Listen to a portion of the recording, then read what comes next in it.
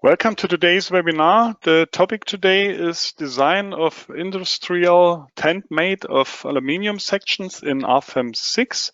My name is Andreas Hörold. I'm responsible for marketing and public relations in the company Dlubal Software. For instance, the Dlubal website, the webinars, newsletters, and so on. I will be the moderator today, and I will answer your questions together with Jonas. Sonja will do the presentation, but my two colleagues can introduce themselves. I would also like to welcome you to today's webinar. My name is Sonja von Bloh, and I will be the presenter today. Yeah, hello from my side as well. My name is Jonas Bien, and I will answer your questions during the webinar. And if there are any left, we will take care of that via email. Have fun in the webinar. Okay, thank you for your introduction. Then we can switch off our webcams so that the attendees can see the full screen. Before I hand over the screen, I say some words about how you can ask questions, at least for the attendees who participate the first time. You can show the control panel with that arrow, and then you can enter a question here. And yeah, as Jonas already mentioned, if there are questions that we can't answer because there are too many, you will get an email after the webinar. The other way is to watch the entire webinar, and then you can email your questions to info@dlubal.com. Yeah, that's all from my side, and I hand over the screen to Sonja. Sonja, it's your turn.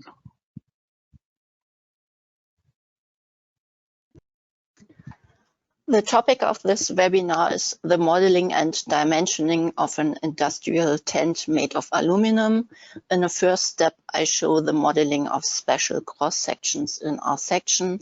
I then model the structure and the loads, and finally design the arched frames in aluminum design. The cross-section that I want to use is not included in the Rfem cross-section library. I therefore create this cross-section in our section, and I switch to our section now. The cross-section geometry is available in DXF format so that I can use the import function. I start the import via File, Import, DXF, and then I choose the corresponding file and I click on Open. In the import dialog, I select the option Create DXF template for further editing. There are also several other options that were presented in previous RSECTION webinars. You can find these webinars on our website or on YouTube. I click here on OK.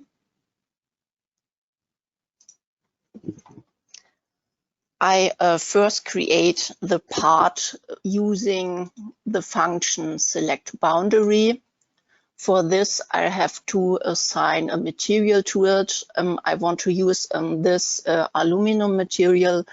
You can also choose a different material here in this edit material dialog. Via this, you can open the material library where you can select the material that you want to use.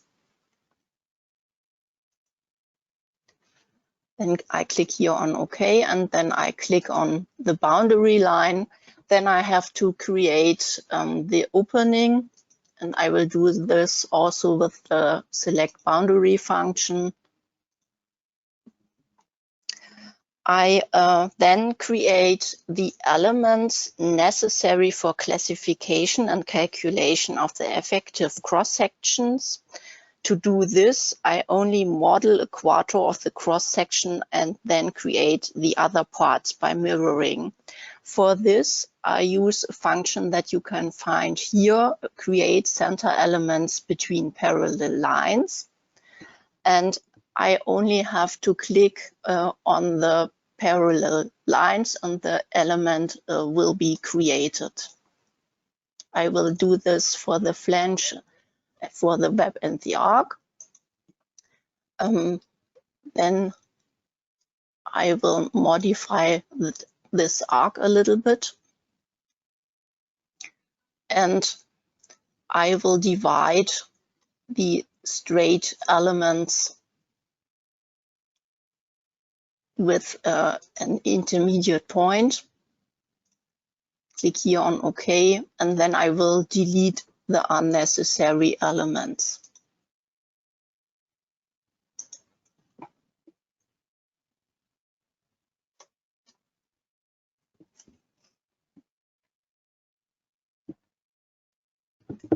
Then I use a function that's called extend elements to extend this straight element to this arc element. To do this, I right-click on this element, and I choose here this function extend trim element.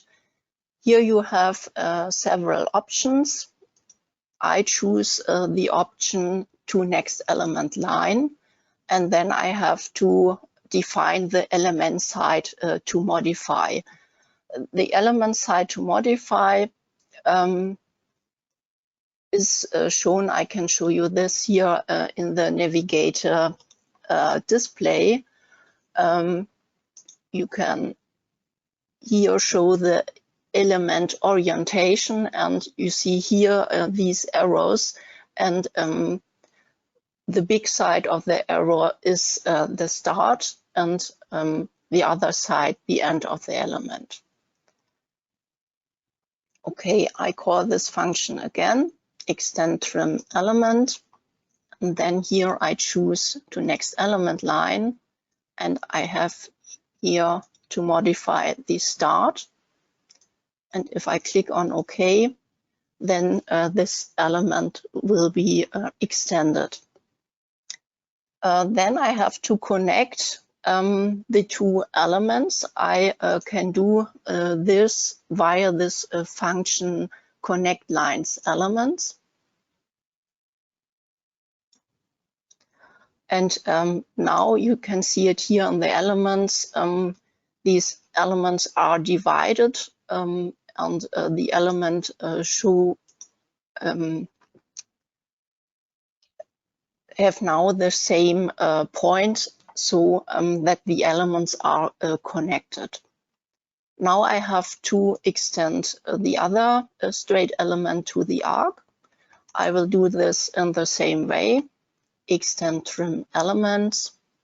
Then I select to next element line, and here I select the start. Okay. And here also I have to connect the lines and elements. I will do this via this function, and now all elements are connected. Then I have to mirror these elements, and for this I select first the elements, and then I call the function mirror selected objects. I want to create a copy. I want to mirror about the z-axis, and now I have to choose the point. I will do this here in the graphic, and then I click on OK. Then I have to mirror all elements about the y-axis. For this, I select the elements, call this function mirror copy, choose the axis y, and then I choose the point, and I click on OK.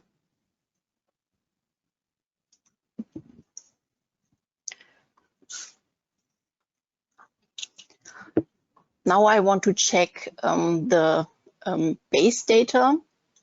To do this, I go to the navigator data and choose the base data via the context menu. I want to define here the analysis method thin-walled analysis.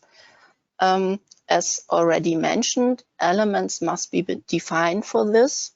This setting only affects the default setting in Rfem. If necessary, I can change the analysis method in Rfem.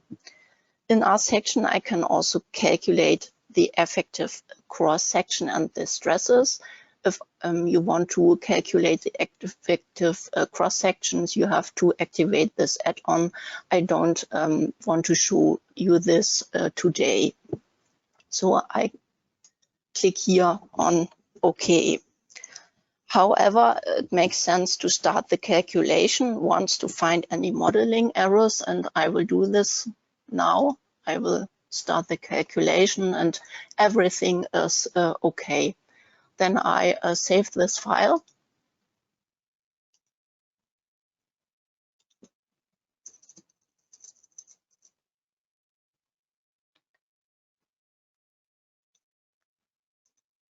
Click here on save, and then I can go to Rfem.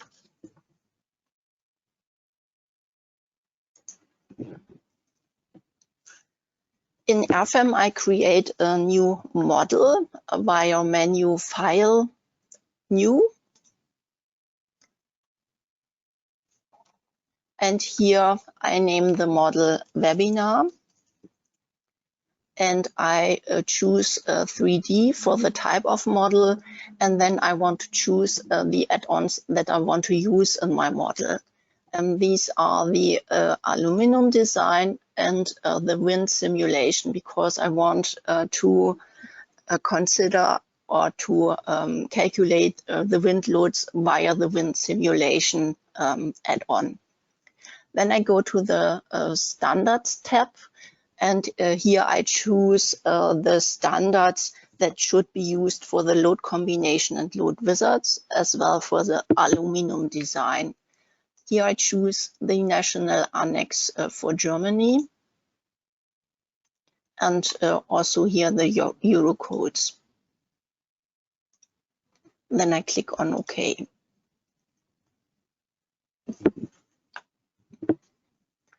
I set then the working plane YZ, and here the view in X direction.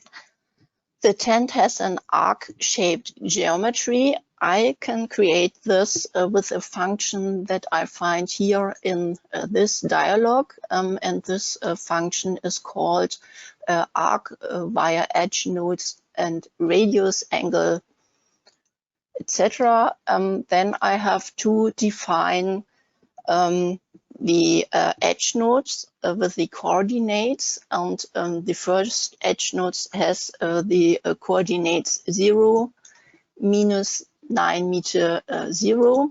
Then I click on apply, and the second edge node has the coordinates 0, minus 3 meter and minus 5.5 meter.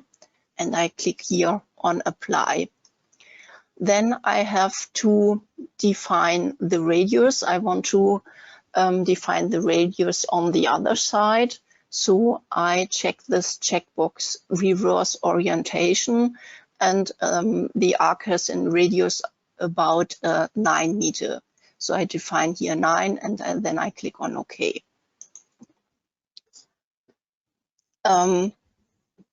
I divide the arc into 3 intermediate nodes. To do this, I right-click on this arc, and I choose here this function divide line, intermediate nodes, and here I choose or define 3 intermediate nodes, because I want here create straight members between these nodes. I don't want to define arched members. Then I delete the lines, and I create the straight members. For this, I choose here the function new single member. And this member has a member type beam, and then I have to define the section. To do this, I create a new section, and I open the section library, and this is the section that I have already created in our section. So I go here to from our section, and I choose this cross section.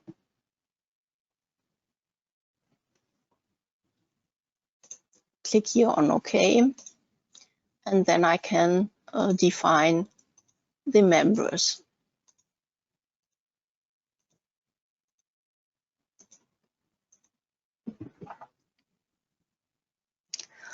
If you need to create such arch structures with straight sections more often, you can also create a block for this. I have created a JavaScript block that creates an arc by specifying the edge node and the radius. The arch is depicted using a specified number of straight members. In this webinar, I just want to show you how to create and save a block with JavaScript. To do this, I go to the navigator data, and here on the three special objects, I find the blocks. And here I choose the new block. In the JavaScript tab, I can define the script directly here. And it's also possible to load my JavaScript file using the Open JavaScript file button. I will do this. Here's my created JavaScript file. I click on Open, then I apply this JavaScript, and then I want to save this JavaScript as a block. To do this, I go to Save as Block, and then I have to give the block the name, and I name this block Arched Beams. I have to do also a block categorization to find this block in the block manager. I choose here the model category beams and arched beams. And then I click here on OK. I now want to show you how you can find this block in the block manager. I delete this already created members before, and then I go to the block manager. And here in the arched beams, you can find here this block that I have created. A double click open then this block, and here in this structure tab, it's possible to choose the working plane, to define the radius, it's about 9 meters, and to define the edge nodes P1 and P2. I will do this. Edge node P1 has the coordinates 0, minus 9 meters and 0. And the second edge node has the coordinates minus 3 meters, minus 5.5 meters. And then I can define the number of members. And I want to create 4 straight members. For this, I choose here 4. This 0.6 that you can see here is the center of the arc. Then I have to define the section. It's already defined. It's the RSECTION section that I have created before. And then I have to create the member type, and it's from member type beam. Then I click on OK. and I then explode this block into its individual objects. To do this, I open the navigator data again, and I choose here this function explode.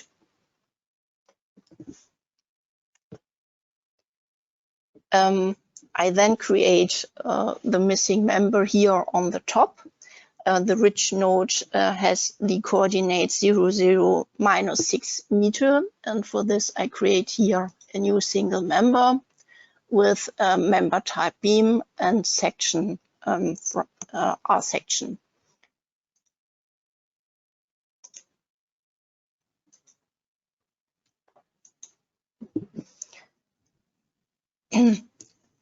The frames are coupled with trusses and covered with a tarpaulin. I model the tarpaulin as a load transfer surface to apply the loads. I use for this the copy objects function, and for this I have to select the objects to be copied, and I call here this function move copy, and I want to create here a copy, just one copy with a displacement vector of x 5 meter. And to create the surface between the copies, I go here to the numbering and options tab, and I activate the option step links. I want to link the line with the surface, and I have to create a template surface for this. To do this, I open the new surface window, and here I choose the stiffness type load transfer. And in the load transfer tab, I choose the load transfer direction. I only want to transfer the loads to the X direction, so that the loads are only applied to the frames. Then I click here on OK and OK, and then the copies and this load transfer surfaces are created. On the inner lines, I create members, and to do this I open here the edit lines window, and I activate this checkbox member, and then I have to choose the member type, and the member type should be a truss member, so I choose here a truss. Then I go to a section, and I have to define the section. It should be a different section, so I open the section library, and here I create a new section, and it should be a square hollow section with the dimension 150, 150,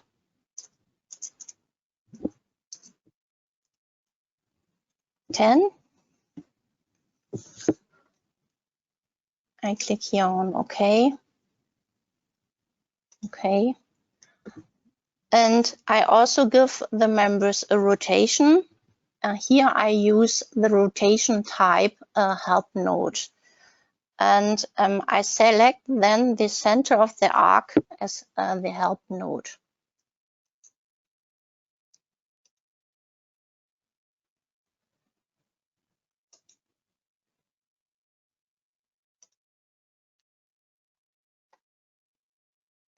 Here on the top, I have also a member, and I want to assign a member to this line. So I open the edit line dialog. I activate this checkbox member. It's also a truss member, but the section should be the R section, cross section. So I choose this. And then I click here on OK. I forgot, I doesn't want to give this member a rotation, so I deactivate here this rotation, and I click here on OK. I then select all objects and copy them 3 times in X direction by 5 meters. I want to do this now, so I select all objects, call here the move copy function. I want to have 3 copies in direction X. I don't want to use the step links function, so I deactivate it, and then I click on OK.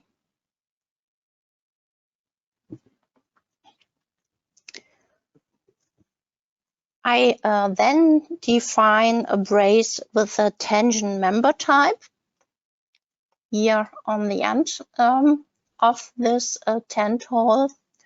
And for this, I create a new single member. And I choose here the member type tangent. And I define a new section for this. I open the section library again. I open here the bar sections, and this should be an R20, and material should be a steel material. To do this, I create a new material. I open the material library, and here I choose a steel S235.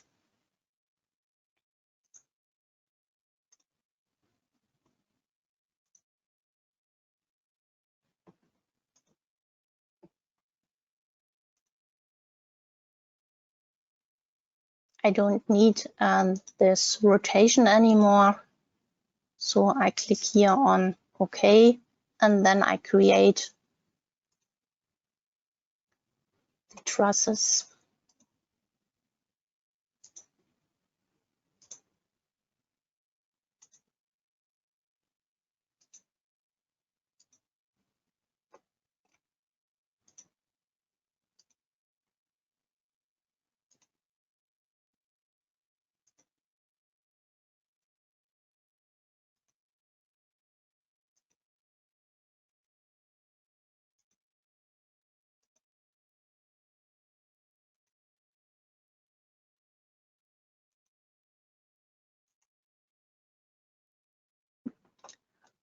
Okay.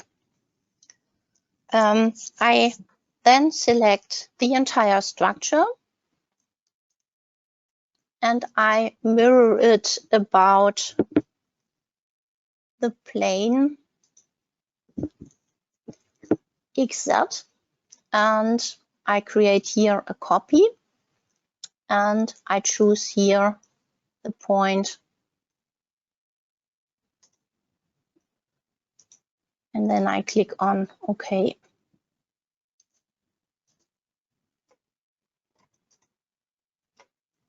Okay, now the columns with type beams are still missing, so I will create them. To do this, I call this function new single member, and I choose here the member type beam, and I have to define also the cross section. It's here this cross section, this hollow cross section, and I want to also define member end hinges. To do this, I activate here this checkbox hinges, and then on top hinges I have to assign the member end hinges. and I create here a new member end hinge in phi y and phi z direction. So I click here on OK, and then I create the columns.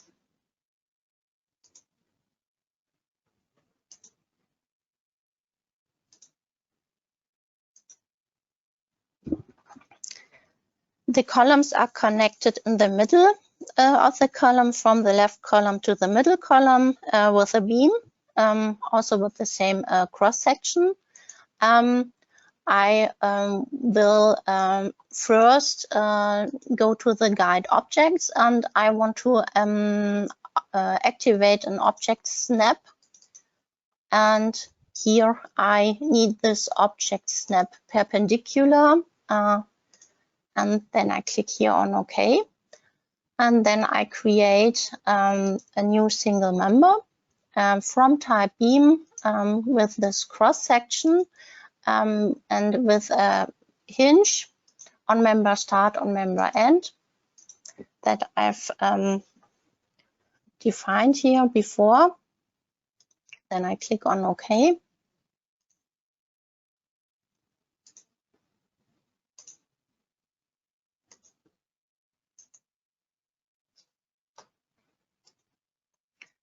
And then I have to copy this column to the other end of the tent hall. To do this, I select all columns, and then I call the function move copy. I want to copy it only once, and I have to define the displacement vector. And I click here on OK. I then create load transfer surfaces on the front sides. For this, I create a line first here on the bottom. And then I can create this surface via this function select boundary. Should be from a stiffness type load transfer. I want to define a load transfer direction in both directions, in X and Y. And then I click here on OK. And then I have here, I have to click here on the lines to define this surface. I'll now copy the surface to the other end. So I create here a copy and select here the displacement vector, and then I click on OK. I don't want to apply loads on these members, so all I have to do is to edit the load transfer surface, and here I remove the members.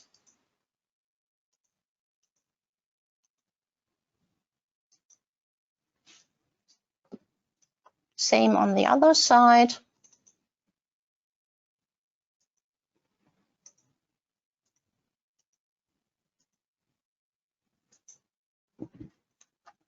I now define supports on the bottom, and to do this I create here a new nodal support. It should be a hinged support, and then I choose here all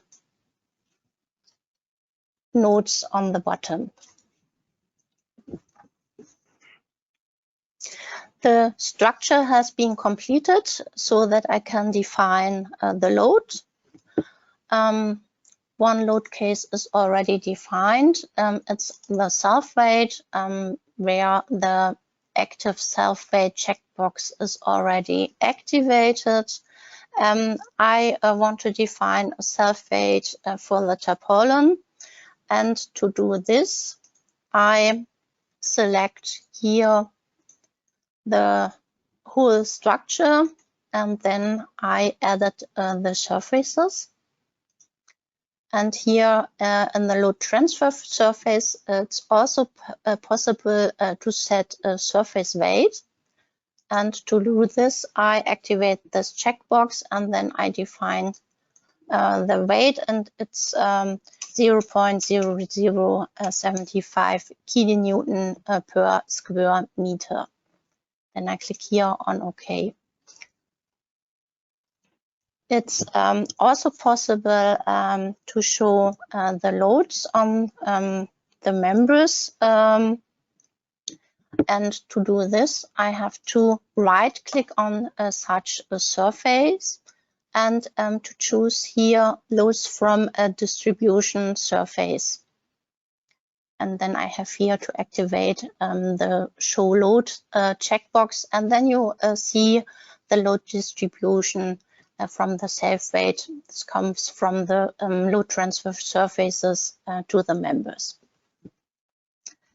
Furthermore, snow loads must be defined according to Eurocode 1991, Part 1.3. Cylindrical roofs must be proven for undrifted and drifted snow loads. I want to show you this on a slide.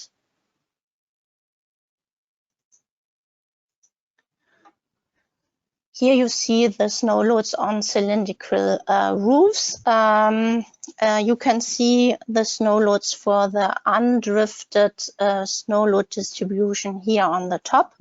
And on the bottom, you see the drifted snow loads distribution.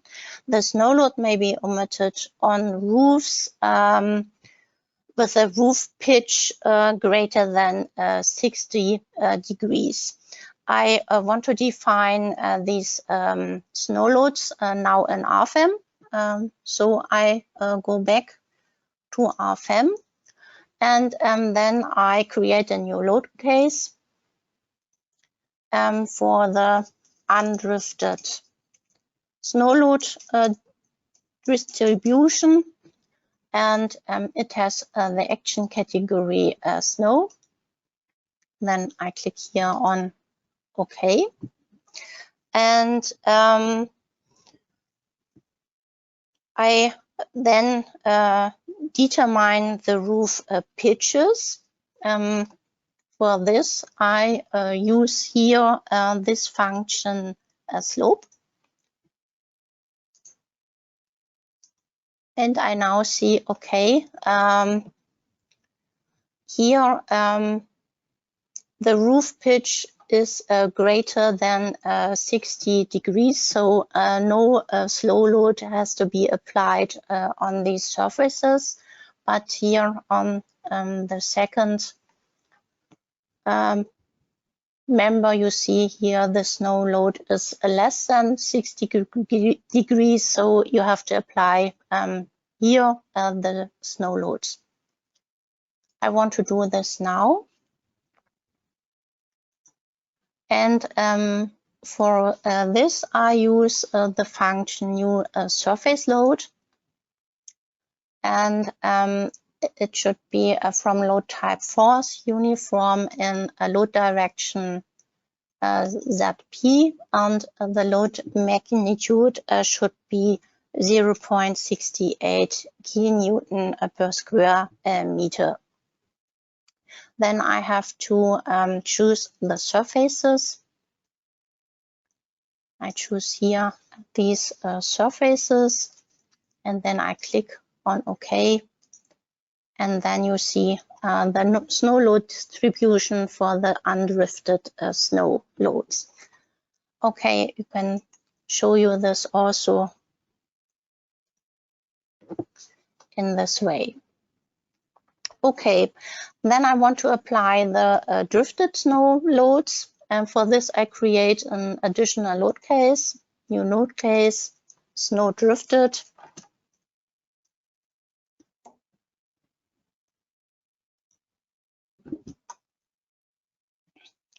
The triangular load distribution can be applied with a free rectangular load.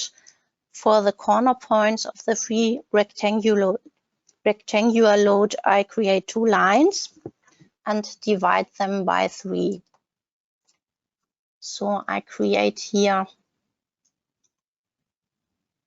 this line first, and also on the other side of the tent hall. And then I divide this line by 3 intermediate nodes. So I choose here divide line, intermediate nodes, and define here 3. Okay. Then I define the loads. Here I insert loads, 3 rectangular loads. And load distribution is linear in y direction. Load direction is ZP. And load magnitude is 0 kilonewton per square meter and 1.7 kilonewton per square meter. Then I have to define the corner points of the rectangle, and I will do this now.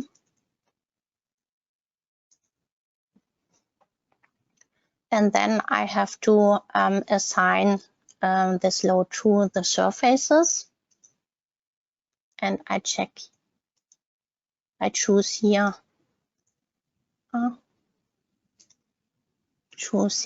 these surfaces.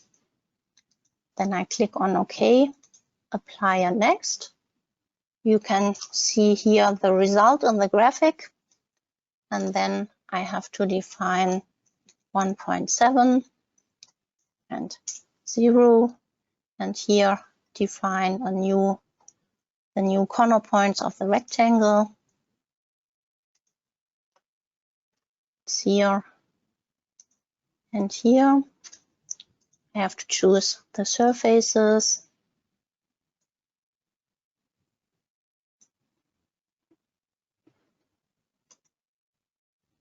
Apply it next. And then for the other side, it's 0,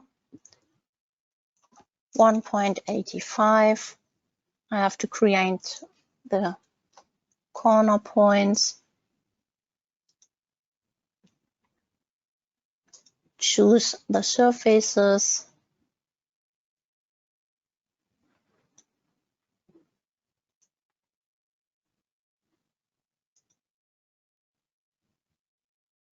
Then 0.85, 0.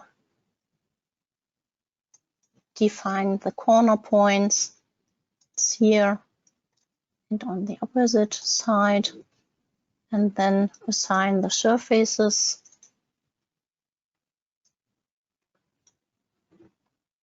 Oops.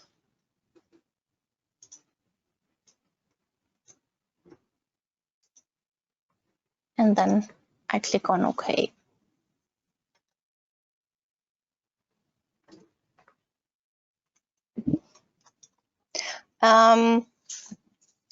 Another drifted snow load case would have to be created with the load mirrored around the Z-axis. I don't consider this in this webinar.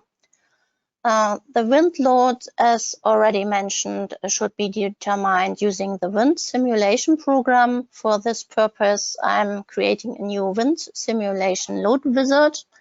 I go here in the navigator data in load wizards,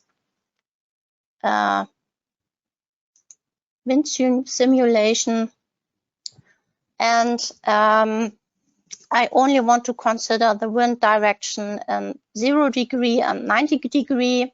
So I choose here the wind direction type user defined, and then I choose here 0 degree and 90 degree, and then only 2 load cases for the direction 0 degree and 90 degree will be created automatically.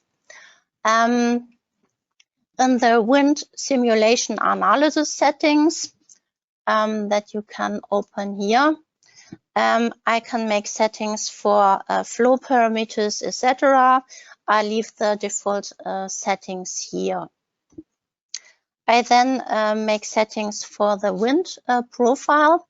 Here I modify the wind profile, and this should be created according to the standard. And I take the location and load parameters from our Leipzig office. And for this, I import the parameters from the wind load map via this button.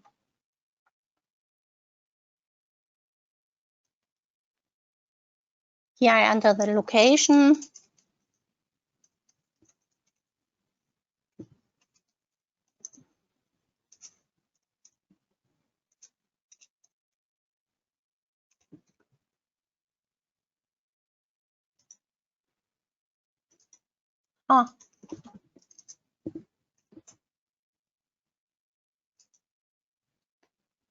Then I click here on OK.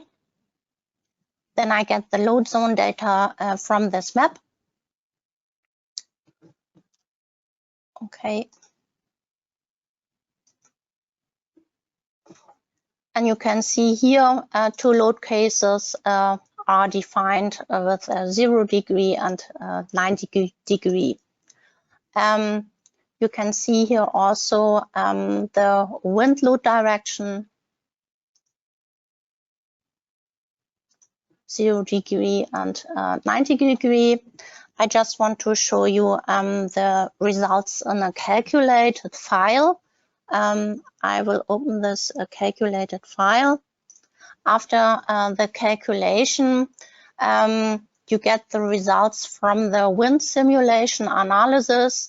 You get here the pressure, and it's also possible here to calculate the deformations and the internal forces. And to do this, if you want to see the results of the static analysis, you have to choose here the static analysis, and you can see now the deformation for this wind load.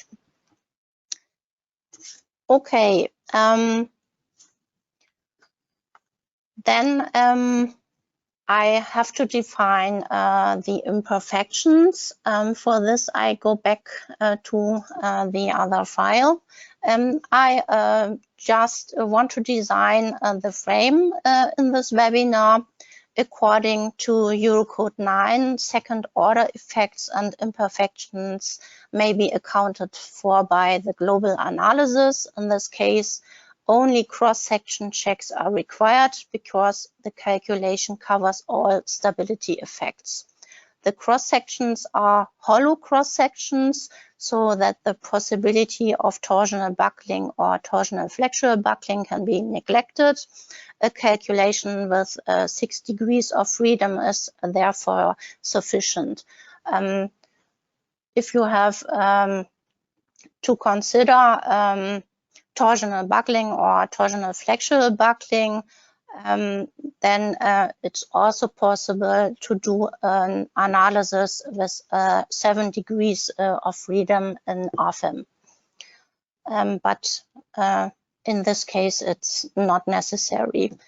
The imperfection to be applied for the arches are described in the draft standard for Eurocode 9 from 2021.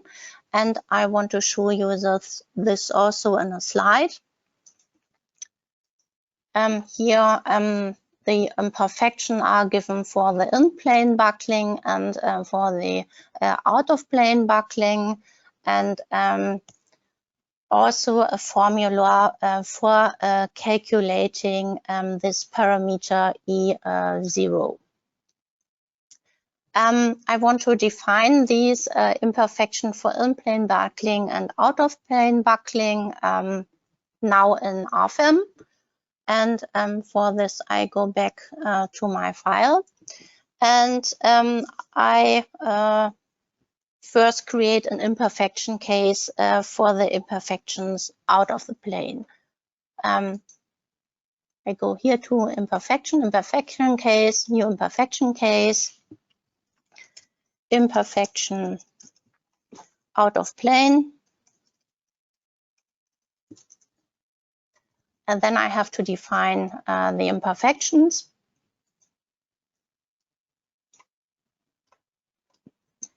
and I go here to local imperfections, and then I create new member imperfections. I first define the initial sway for the columns. Here I choose the definition type relative, and for the outer columns is the value 234, and then I have to choose here the members.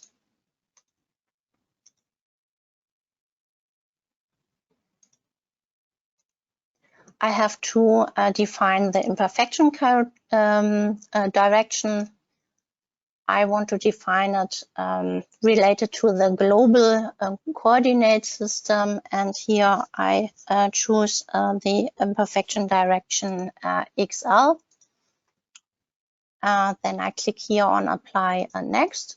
Then I have to apply or to define the imperfection for the middle columns, and here the value is 245.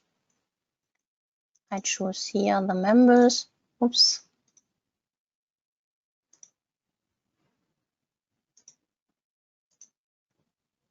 Apply and next. And then I have to define the initial bow. The initial bow for the frames is 125 millimeter. For this, I choose here the imperfection type initial bow, absolute 125 millimeters, and coordinate system is global, and direction XL is also okay. Since I'm defining the initial bow across multiple members, I activate this checkbox reference to list of members, and then I select the corresponding members.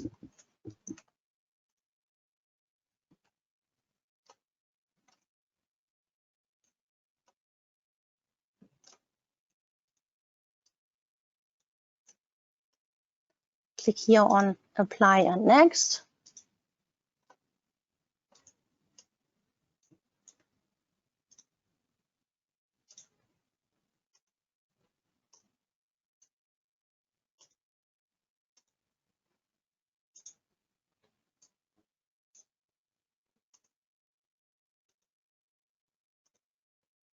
And here on the end, so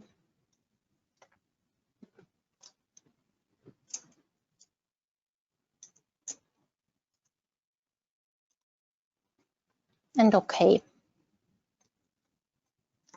Imperfections out of plane are now complete. I now define the imperfection in plane. For this, I create a new imperfection case, imperfection in plane.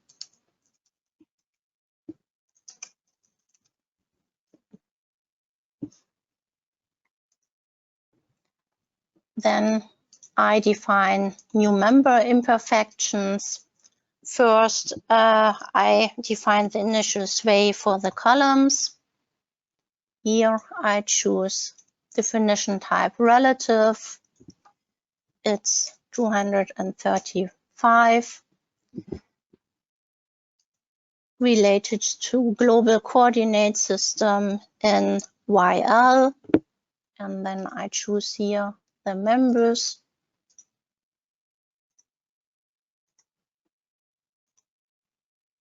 Apply and next. And then 245 for the columns in the middle. Okay, apply and next. The initial bow for the frames is 47 millimeters in local Z or minus Z direction. For this, I choose the imperfection type initial bow, manually absolute, 47 millimeters in local Z direction.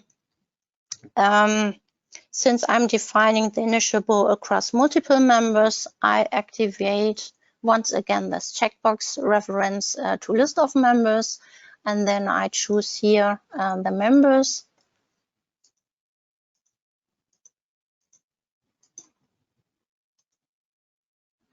Apply a next, then I have to change the different imperfection direction, and I choose here these members, and then I click on OK. It's also possible to copy imperfections, and I want to do this now, so I select the imperfection to be copied first. Then I click here on Move Copy. I want to create 4 copies, and I have to define the displacement vector. Should be 5 meters in X direction, and then I click here on OK, and now the imperfections are created. The combination of load cases should be done according to Eurocode 1990. I will do this now. For this, I open here the load cases and combinations. The standard is already chosen correctly, and I want to automatically calculate all load combinations via this combination wizard. So I leave this checkbox activated. Then I go to the design situations. I want to do only ultimate limit states designs, so I don't need these design situations, so I delete them.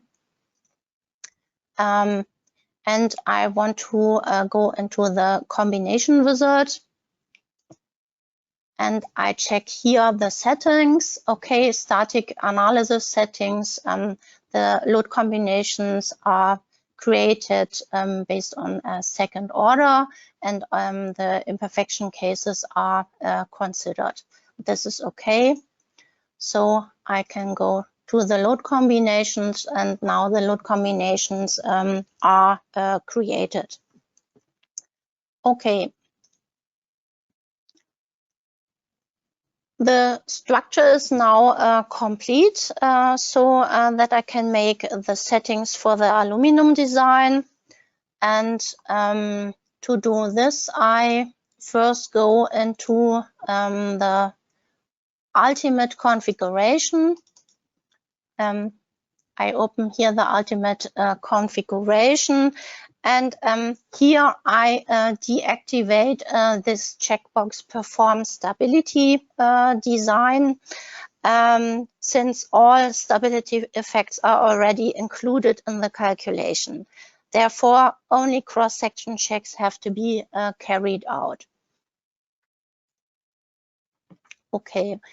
Then I open the tables for the aluminum design, and here I choose the members that I want to design. I only want to design the frames, so I deactivate this checkbox design all, and then I select here my frames.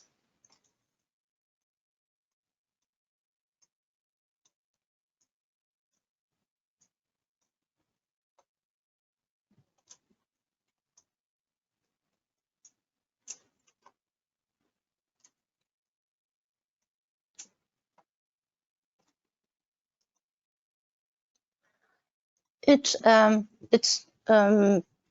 also possible to do the design here for these members, but then I have to define the imperfections for them. So I only want to design these arched members, and then the defined imperfections are enough. Okay.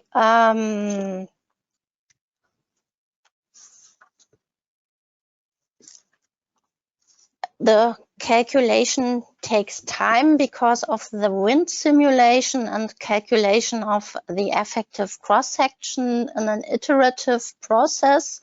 I therefore show the results in a calculated file. I open now this calculated file. Here I've already shown you the results for the wind simulation. Now I want to show you the results for the aluminum design. Here I don't want to see, I just want to see here the section, cross sections, and I want to see here also the values. In the table here below, the numerical results are shown of the design. To display the details of the calculations, you have to double click on the corresponding row, and then it opens the design check details. You can see here the formulas, and also you can see here the section classification and the effective cross sections. In aluminum design, separate effective cross sections are calculated for axial force, bending moment My, and bending moment Mz. You can see here this section classification, but you can see here for Meyer axis, the cross section falls into class 4, into class 2, so it's not necessary to calculate the effective cross section, and only for minor axis bending, this cross section falls into class 4, and then you can see here this effective cross section for minor axis bending. It's also possible to see this effective cross section and the stresses graphically. To do this, you can open here the diagram in section. And here you have the possibility to see the effective section due to minor axis bending, and you can see here the thickness of the web is reduced. You can also see that here the design check ratio is below 1, so that the cross-section checks and the stability checks are fulfilled. That brings me to the end of the webinar. I now give the floor back to Andreas.